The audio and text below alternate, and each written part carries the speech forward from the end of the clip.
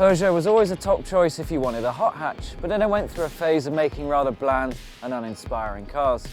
Thankfully though, it brought us the RCZR, and then it made a second generation version that was even more mental. Now with the 208 GTI offering small hatchback hooliganism in a small package, Peugeot is returning to former glory. But what if you want something with more space, more practicality, and 200 horsepower just isn't enough? Well, that's where the 308 GTI steps in. The thing is though, would you buy it over the competition? Well, let's find out.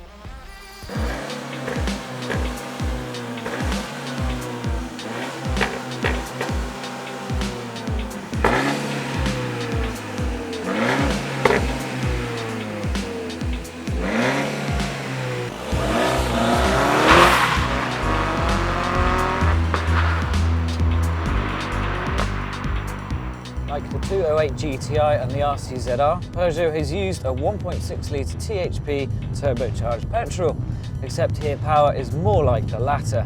There is a range-topping 270 version, but this is the slightly less powerful 250, which has an impressive 248 brake horsepower and 330 Nm of torque.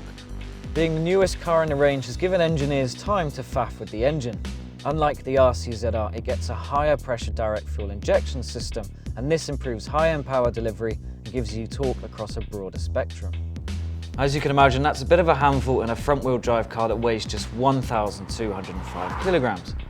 First and second gear make the wheels spin and scream for more traction, while 0 to 62 miles per hour takes 6.2 seconds, 2/10 slower than the 270. Keep your foot planted and you're soon into license-losing territory. Not that you can tell exactly how fast you're going, because like the 208 GTI, the steering wheel obscures the speedometer and rev meter unless you have it in its lowest setting, which is a little strange, but you do get used to it.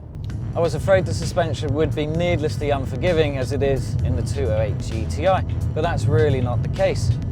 Firm is a fair description, but it's just much less rigid and softer over the bumps, which makes it a much more livable car. No doubt the longer wheelbase really helps with that.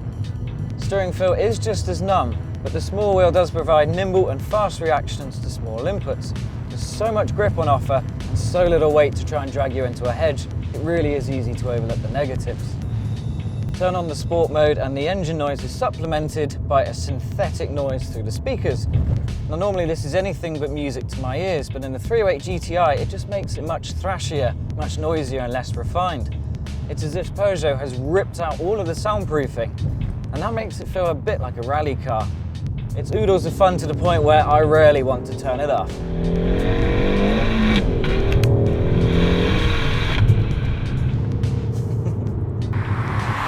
Now admittedly, the sporty Meganes do sound better, but hold down the sport button and it just sounds much more exciting. It's as if you fitted that ridiculously large bore exhaust as a teenager, except here it takes zero effort on your part and you don't annoy pedestrians. Flappy paddles are nowhere to be seen. Instead, Peugeot has fitted a 6-speed manual gearbox, which is a bit dull to use and has a lack of feel and a needlessly long throw between gears. It does, however, allow you to shift very, very quickly. There's another benefit of having the lightest car in its class, and that is fuel economy. Peugeot claims 47.1 miles per gallon, and we've seen impressive figures in the mid to late 30s, even around town. CO2 emissions, meanwhile, are 139 grams per kilometre, so that's 130 quid a year in tax. There are various touches that make the 308 GTI feel just that little bit special.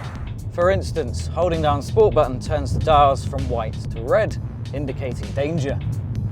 Then there's the rev meter, which sweeps backwards like it does in an Aston Martin. And there's an engine start button down here, which is very fast and furious.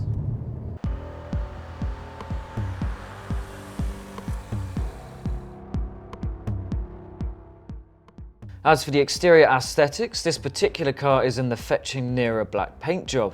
It suits the understated nature of the car. In fact, only the larger alloys, twin-X exhaust and red around the front grille gives the game away, which is good if you're a fully grown adult. I'd say the 308 GTI strikes a great balance between sporty and mature, with the Civic Type R representing the former and the Play It Safe Golf the latter. It must be said, rear legroom is better in the VW Golf GTI, and the glove box is so small, you can't even get the logbook in.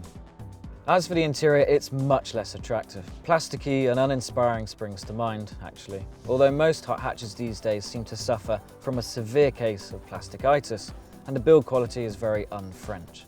But to Peugeot's credit, the lack of buttons and reliance on a simple touchscreen interface works well, which is more than can be said of the built-in sat-nav that can be, well, hopeless.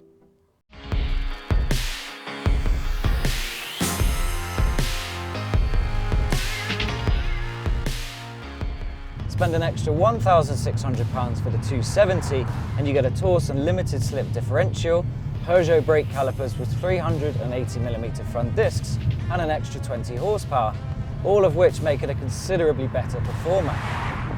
Peugeot Sport style seats made from Alcantara and leather effect materials also come part of the package. While they are less sporty than the bucket seats in the 270, they are way more comfortable than the ones in the 208 GTI and still pretty supportive. Somehow everything Peugeot was going for in the 208 GTI just fits better here. The ride is less harsh, there's more space for passengers, and the increased performance makes the occasionally harsh ride easier to stomach. You could go elsewhere for something faster, something more attractive, or something more practical, but not all three at once. As it is, the 308 GTI offers enough driver satisfaction and sporty touches to make it competitive in the hot hatch market, especially if you can manage to knock some money off the list price of $26,555. It's just that for a bit more money you could get yourself the VW Golf R, which is considerably faster and has all-wheel drive. Or you could go for sheer driving pleasure and get one of the sporty running Megans instead. But I sincerely doubt anyone who buys this will look back with any regret. It's time to stop associating Peugeot with boring cars and poor build quality, because this thing really is rather great.